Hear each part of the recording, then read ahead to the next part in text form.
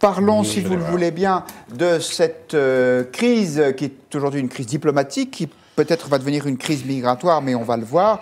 Elle se passe à la frontière entre la Turquie et l'Europe. Vous savez que plusieurs millions, près de 4 millions de réfugiés, notamment syriens, sont en Turquie. La Turquie, jusqu'à présent, bloquait sa frontière, mais pour se venger, avec toutes les guillemets qui s'imposent, de l'Union européenne et de l'OTAN, qui ne soutiennent pas la Turquie en Syrie contre la Russie, c'est assez compliqué, eh bien, Erdogan a décidé d'ouvrir ses frontières, voire même de faciliter l'arrivée jusqu'aux frontières européennes des migrants qui sont actuellement en Turquie. Pour l'instant, il y en a plusieurs milliers qui sont massés à la frontière, mais il pourrait y en avoir bientôt des millions. C'est en tout cas la promesse du chef d'État turc. Il l'a faite ce matin. Sınırlarımızı açtığımız saatten beri Avrupa'ya yönelenlerin sayısı evet şu anda 100 binler oldu. Daha da olacak. Bu sayı yakında milyonlu rakamlarla ifade edilecek. Alors, dans cette circonstance très tendue, un commissaire européen vient de déclarer que personne ne faisait chanter l'Union européenne. Emmanuel Macron, lui, dans un tweet publié hier soir, affirme le soutien de la France à la Grèce et à la Bulgarie, qui sont en première ligne dans cette crise. Et puis, voici encore un élément apporté au dossier. La question du jour sur le Figaro.fr. Craignez-vous un afflux de migrants depuis la Turquie comme en 2015? C'est oui à 90%. Partagez-vous cette inquiétude, Perico Légas? Je voudrais que les gens qui nous ont expliqué il y a une quinzaine d'années que M. Erdogan était un islamiste modéré et qu'il allait mettre la Turquie sur la voie du progrès et dans une éventuelle intégration européenne viennent s'expliquer. J'aimerais que les gens qui ont soutenu les bombardements de Bagdad en 2003 viennent s'expliquer. Vous connaissez les noms, ce sont tous des stars. Donc, qu'est-ce qu'on fait? Attendez, c'est coronavirus ou Erdogan? Où est-ce qu'on en est? Effectivement, là, je pense que l'Union européenne, si elle veut prouver que l'Europe existe, tout simplement, doit réagir de façon véhémente et virulente face à cette menace de voyous. Ce type est un tyran, c'est un salaud, c'est une ordure. Et nous autres démocraties qui représentons la civilisation, nous n'avons pas à nous laisser traiter comme ça par cette espèce de satrape ottoman. Voilà. Là, je trouve qu'on touffe le fond. Alors, on a des petites paroles. L'Europe ne se laissera pas dicter. Voilà. Cette menace-là, en plus, ce sont des vies humaines. Il joue avec la détresse humaine. Il menace évidemment la Bulgarie et la Grèce, qui vont être les premières victimes s'il lâche les frontières. Et on sait que ce fou est capable de le faire, puisque c'est un homme qui est capable de commettre les pires exactions pour appliquer son idéologie. Je pense qu'aujourd'hui, l'Union européenne doit prouver une fois dans son existence, depuis 1957, qu'elle est capable de résister à la barbarie. Je deviendrai un militant européen convaincu à ce moment-là. Je suis pas sûr qu'il se passe que ça aille dans ce sens-là. Parce qu'évidemment, la question, c'est de savoir ce qu'il faut faire avec ces migrants qui sont massés à la frontière. Les Grecs, en tout cas, ce qu'on a pu filmer, manifestent de fortes réticences, voire même un rejet clair et net. Regardez ces images, elles sont tournées à Lesbos, où cette île qui a déjà accueilli un très grand nombre de migrants, et ce bateau de migrants ne peut pas accoster parce que les habitants de l'île le refusent. D'autres considèrent au contraire qu'il faut accueillir ces migrants, que c'est même la seule solution. C'est le point de vue de Jean-Luc Mélenchon. Il l'exprimait sur France Inter.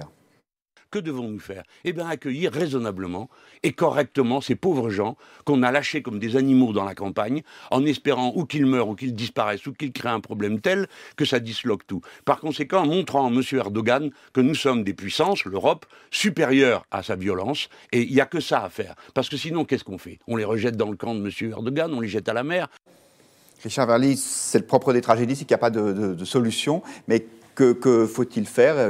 Il faut accueillir encore, ou maintenant dire c'est tout, ça suffit, on ferme? Je pense qu'il y a une solution, c'est celle que l'Union européenne n'a pas voulu vraiment prendre depuis le début, c'est de créer des grands camps d'accueil de migrants à la périphérie, c'est-à-dire sur ses frontières. Le drame de toute cette histoire, c'est que ce qui se passe à Lesbos est indigne, parce que le camp dans l'île de Lesbos est un camp qui défie toutes les conditions des pires pays, je dirais. On est dans une situation, pour ceux qui y sont allés, les migrants qui sont à Lesbos, c'est-à-dire sur le territoire de l'Union européenne, vivent dans certaines des ruelles du camp dans de pires conditions que les Rohingyas au Bangladesh. Donc la vraie question, c'est qu'il faut mettre effectivement un dispositif d'urgence. Il ne s'agit pas de laisser ces migrants entrer sur le territoire de l'Union européenne, mais il s'agit de les accueillir. Il y a des structures pour ça. Les camps, on sait faire. Bien évidemment, c'est une notion très délicate à manier. Elle est très difficile. Mais entre rejeter les gens à la Méditerranée, accepter la surenchère d'Erdogan ou risquer des complications politiques énormes à l'intérieur du territoire de l'Union européenne, je ne vois pas d'autre solution. Il est temps que l'Union européenne s'équipe de structures adéquates pour accueillir ces gens qui sont des personnes humaines. Et ensuite, il va falloir, pardonnez-moi l'expression, trier, comme ça c'est fait dans tous les camps de réfugiés du monde, et il faudra savoir qui est demandeur d'asile légitime et qui ne l'est pas. Il y a parmi ces gens, notamment le Zodiac qu'on a vu, énormément d'Afghans. Il se trouve, coïncidence du calendrier, qu'un accord de paix vient d'être signé en Afghanistan entre les États-Unis et les talibans. Voilà, il faudra patienter, il faudra prendre du temps. Je ne vois pas comment ça peut être réglé autrement qu'avec une mécanique d'accueil qui dépasse de loin les soi-disant hotspots qu'on a fait aujourd'hui en Grèce et qu'on ne veut pas assumer. Et donc, ceux qui ne sont pas éligibles au droit d'asile, d'une manière ou d'une autre, il faudra les renvoyer. Je vais prendre un exemple qui est celui de la Suisse, et il ne s'agit pas du tout de faire de la Suisse un modèle. À partir du moment où un présumé demandeur d'asile arrive en Suisse, dès qu'il pose le pied sur le territoire, le retour lui est proposé. Immédiatement, le retour lui est proposé et une prime au retour lui est proposée. Eh bien, voilà des choses qu'il faudrait pouvoir faire sur le territoire de l'Union européenne. Et ensuite, mettre en œuvre, évidemment, parce que proposer, c'est une chose, mettre en œuvre, c'en est une autre. Yvan et moi, avant nous réfugier en Suisse pour voir si on a une prime. Très bien. Non, ne nous quittez pas, messieurs. On vous offrira le TGV de retour. On a déjà une adresse. Moi, je suis quand même beaucoup plus sévère que vous, parce que là... Pas que moi, quand même. Non, pas que vous. Bon. Parce que ce qui se passe aujourd'hui sous la pression d'Erdogan s'apparente à un acte de guerre. Cela s'apparente à une invasion. Une invasion qui n'est plus une invasion simplement humanitaire, mais une invasion agressive. Et d'ailleurs, on voit qu'en Grèce, vous avez maintenant des échauffourées entre les migrants et les forces de l'ordre grecques. C'est ce que nous dit Sich, quand on force l'entrée dans un pays, c'est une invasion. C'est une invasion, et c'est une guerre. Et donc nous sommes là potentiellement dans une situation de guerre. Et dans une situation de guerre, on ne peut pas raisonner comme M. Mélenchon en disant il faut laisser venir les envahisseurs. Ou alors dans ce cas-là, on renonce et on fait le jeu de la collaboration. Et ce que je ne veux pas croire de M. Mélenchon. Donc je vois bien qu'il brandit naturellement un humanitarisme, mais on ne peut pas à chaque fois maintenant brandir cet humanitarisme qui est notre marque de faiblesse et qui est la marque de faiblesse de l'Union européenne elle-même. Donc je pense que l'Union européenne aujourd'hui, elle a à s'affirmer, comme elle ne l'a jamais su le faire, elle a à s'affirmer face à Erdogan qui naturellement s'essuie les pieds très régulièrement sur ce que nous sommes aujourd'hui.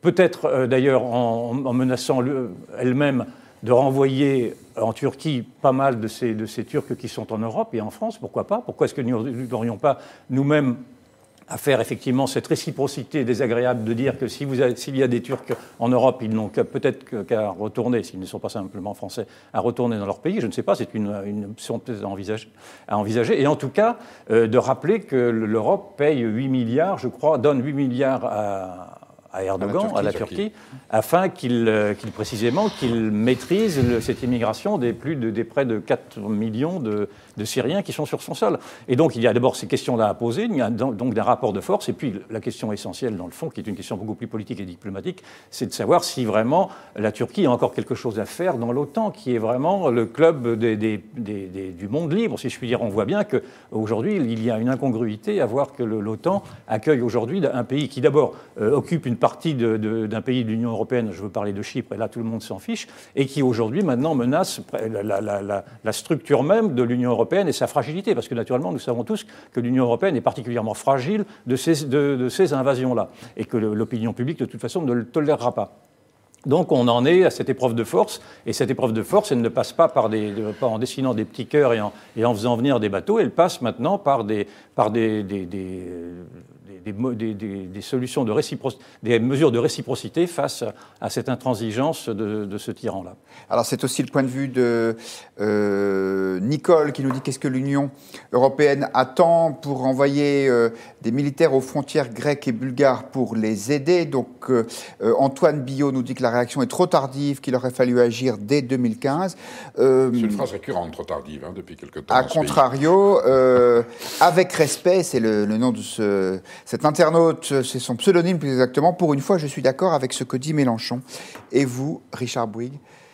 En fait, on a plusieurs niveaux de lecture sur ce qui se passe aujourd'hui en Turquie et ça mérite un petit peu quand même d'être bien séparé. Moi, je vous rejoins sur ce qui est aujourd'hui l'attitude d'Erdogan, qui est en fait une menace, clairement. Il utilise une espèce de bombe. C'est pas la première fois d'ailleurs. Hein. Non, c'est pas la première fois, mais là, c'est la première fois où la menace, en fait, prend une tournure qui est un peu plus grave que d'habitude et où on sent qu'il y a à la fois de l'agression, à la fois du chantage. Enfin, il y a beaucoup de choses qui sont insupportables et je pense qu'effectivement, il doit y avoir une réponse à cette stratégie politique qui est celle d'Erdogan.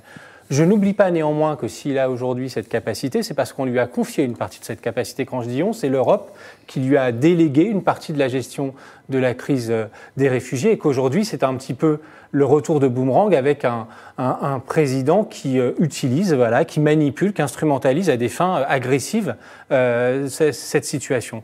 Je n'oublie pas non plus que cette situation, elle naît aussi là tout de suite de la situation en Syrie, sur laquelle on peut dire que les grandes puissances ne se sont jamais entendues pour essayer de faire cesser réellement les combats et de remettre un peu au moins de paix, de cesser le feu ou au moins de cohérence politique là-dedans.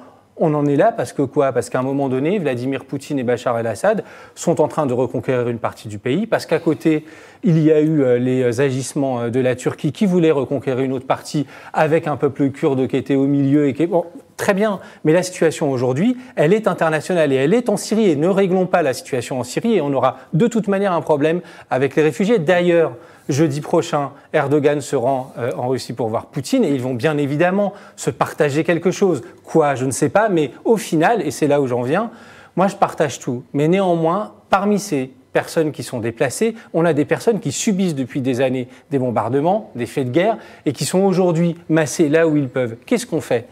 On n'a rien fait au niveau européen, parce que l'Europe, d'un côté, ne veut pas accueillir ces personnes. On dit qu'on va faire des hotspots. Les hotspots, ça ne sert absolument à rien. Ça a été des conditions qui ont été ratées, qui n'ont pas du tout été mises en place. Est-ce qu'on est prêt à faire ce que vous avez dit, même en dehors de l'Europe ? Je ne suis même pas sûr qu'on soit prêt. Non, mais il faudrait... Donc, le moment le vrai courage est peut-être, et là, c'est là où je suis, moi, disruptif par rapport à ce que vous dites, et même par rapport à Macron, et je rejoins Mélenchon, moi, je m'interroge quand même sur le sort de ces personnes qui sont à un moment donné ballottées de partout. Qu'est-ce qu'on va faire de ces personnes ? Certaines, effectivement, on va dire, que ce soit en Europe ou hors d'Europe, on va étudier leur situation. Certains auront la possibilité de déposer effectivement une demande pour devenir réfugiés parce qu'au titre de leur parcours, de leur histoire, etc. Et les autres, on les renvoie. On les renvoie où, Guillaume Roquette ? En Syrie. On les renvoie où ? En Syrie. Mais où en Syrie ? On les ramène en Syrie. Mais où ? Si, au moment de l'affaire kurde, l'Union européenne, l'OTAN, avait pris ses responsabilités en marquant un territoire délimité, un territoire neutre, dans lequel on aurait pu accueillir ces réfugiés en les rentrant chez eux. Mais une fois de plus, c'est trop tard. Voilà. Alors qu'est-ce qu'on fait ? Donc évidemment qu'on les reçoit. On va pas les mettre en chair à canon entre voilà. Par contre, il y a ce sujet. Par contre, on militarise une zone un peu de la Bulgarie et de la Grèce. On les reçoit à titre provisoire et on fait en sorte de les renvoyer en accord. Voilà. On est d'accord, mais la question. Oui, mais on tape sur Erdogan au passage. Sachant qu'il y a peu de Syriens. Je vous rappelle tout de même une chose, c'est qu'il n'y a pas simplement que l'Europe qui pourrait recevoir ces gens-là. Il y a également tous les pays arabes alentours qui se gardent bien d'ouvrir leurs portes. Et on pourrait quand même se poser la question de savoir s'il n'y a pas une solidarité de l'Oumma, en l'occurrence, qui permettrait plutôt, à l'Arabie Saoudite notamment, enfin tous ces pays beaucoup plus riches que nous maintenant. C'est évidemment l'idéal. Mais... oui, mais pourquoi est-ce qu'on ne pose pas ce problème-là ? Parce que ça ne nous vient même pas à l'idée. L'humanité de l'Arabie Saoudite et celle de la démocratie. J'entends bien que c'est possible, mais moi, ça ne me convainc pas. Je suis désolé, ça ne me convainc pas. Tout ça, ce sont des rapports de force. Vous voyez bien qu'à chaque fois, l'Europe plie les Chines, et à chaque fois, l'Europe est en train et à chaque fois, l'Europe recule. Et si on ne peut pas ensuite se désoler de voir qu'il y a une montée du populisme en Europe, ce qui est une vérité, et de ne pas comprendre les causes de cette montée du populisme, qui est que cette faiblesse intrinsèque de l'Europe. Ne réglez pas le conflit en Syrie et vous aurez encore des réfugiés. Faisons attention quand même là aussi, pardonnez-moi.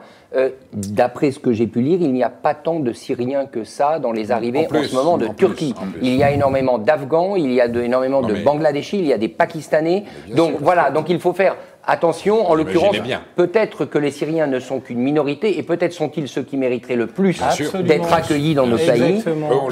Pour les autres pays, il y a matière à entreprendre des retours. Merci. On change complètement de sujet, si vous le voulez bien. Nous revenons en France pour parler du 49.3. Vous avez cet article de la Constitution qui permet de faire adopter sans vote un projet de loi pour autant qu'il n'y ait pas de motion de censure pour renverser le gouvernement. Cela paraît peu probable puisque la majorité En Marche soutient ce projet. Le 49.3, d'habitude, c'est plutôt pour calmer les